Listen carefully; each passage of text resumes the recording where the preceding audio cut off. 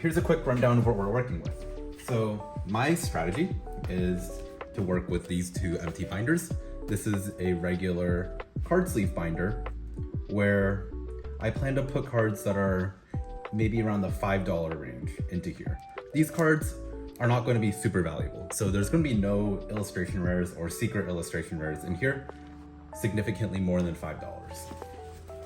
Those more valuable singles will go into this top loader binder. I have to figure out how exactly I'm going to be organizing this, but anything that is above the $5 or $10 mark that is not a graded slab is going to go into here. We have a bunch of cards already in top loaders. Most of these I anticipate going into the top loader binder, although there may be a few A-spec cards or whatever that I might put in the sleeved binder. But as you can see, we have some illustration rares like this Groudon. We have some gold cards like this Terapagos, few secret illustration rares scattered around here. I don't know exactly where they are, but I'm sure they're here somewhere. These are just regular EXs, few full arts, full art trainers, maybe a few A-specs. And these are cards that I know for sure are going in the sleeved binder because none of these cards should be worth more than $5. If there are cards that are really below $5, maybe like in the $1 or $2 range, and this is something that I've already started off camera, I put these sleeve cards into one of these few categories: $1 English cards, $2 English cards, or $2 Japanese cards. I'm just using this as an opportunity to organize my entire collection, as it is very messy right now. And I'm also going to use this as an opportunity to update my inventory spreadsheet. And I hope that anyone watching this finds this useful or just fun to watch.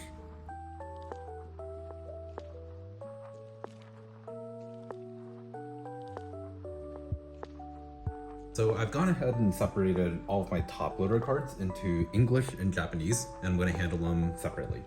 I actually typically focus more on Japanese cards because I prefer Japanese cards generally, but the reason why I don't have that many Japanese cards on me right now is because I actually have a lot of them sent in for PSA grading. When those come back, I'll definitely make a video going through those grades and also my thoughts on those.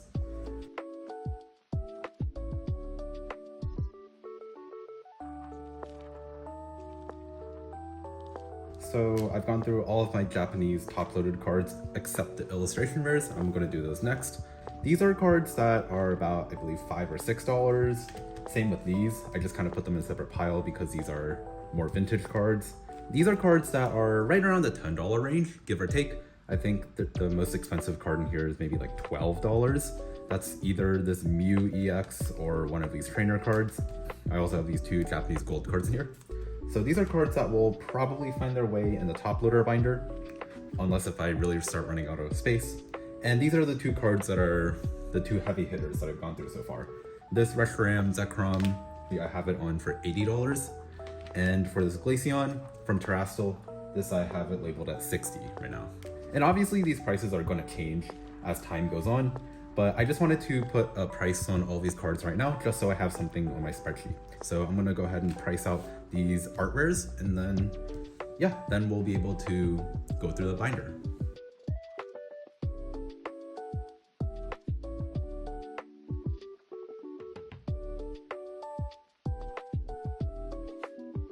All right, I just went through all of those art rares. A lot of those art rares I actually ended up taking out of their top loaders and putting them in this pile over here. But some highlights from that pile, we got the Bulbasaur and Ivysaur from the Japanese 151 set. I am missing a Venusaur. Maybe I'll try to collect the Venusaur, who knows. All that's left to do now is to figure out where to put them through my binder.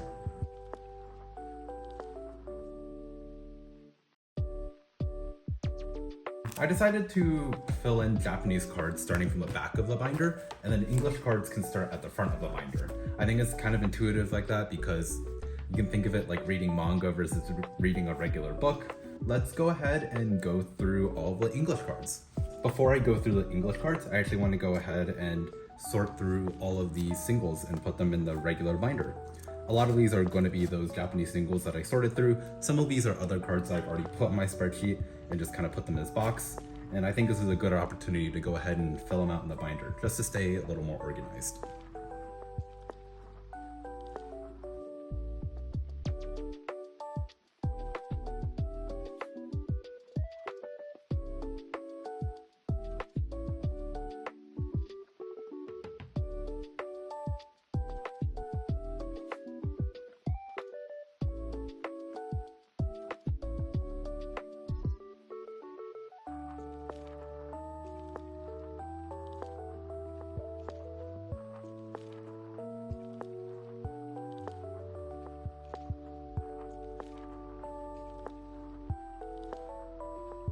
I've filled out the regular sleeved binder for the Japanese cards.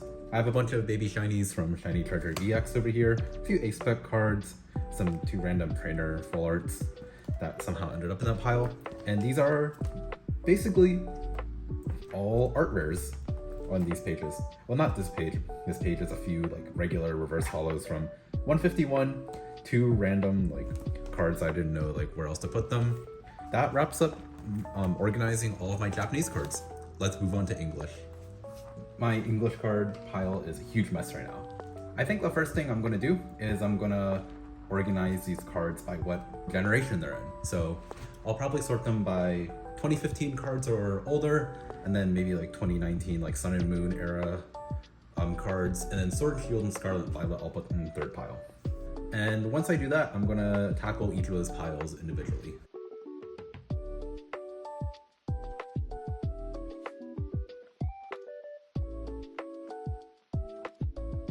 This is Gen 5, Gen 4, Gen 5. This is like Sun and Moon era. This is Sword, Shield, and Scarlet and Violet. I think I'll tackle the oldest cards first, so I'm gonna go ahead and do that, and then we'll go from there.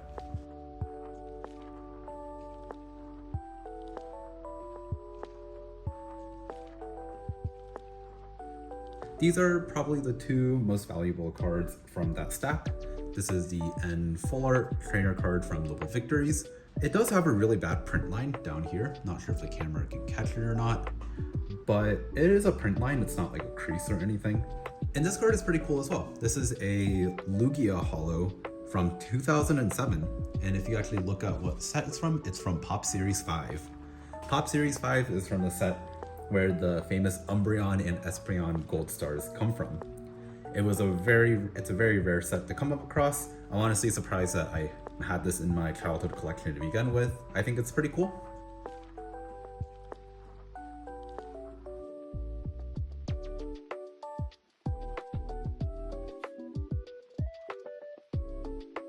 Time for the second stack of English cards. Vast majority of these are tag teams or GXs. Actually, I think all of them are. The stack isn't too big, so this one won't take too long.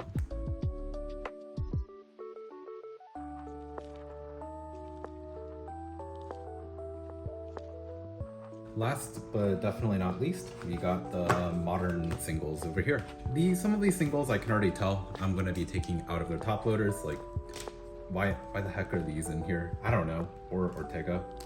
Even this Lugia EX. Obviously, I'll also price these out and see where we're at.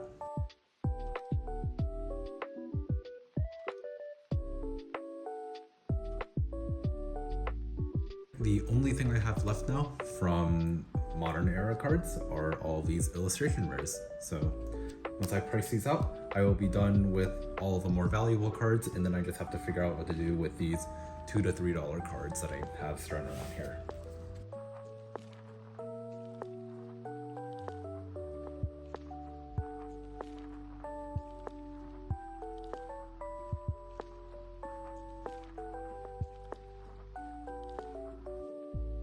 Right, and with that, we're done organizing our entire collection. So this is a quick overview of what that top loader binder looks like. Got a few like tag teams in that order. And then from the other side, these are all the Japanese cards that you saw earlier. Here is the less valuable cards, like the regular full arts, a bunch of regular EXs probably as well, trainer full arts. Just a bunch of random miscellaneous cards that I still wanted to put in a binder. From the other side, we have some Japanese cards and all these art rares. A bunch of them actually.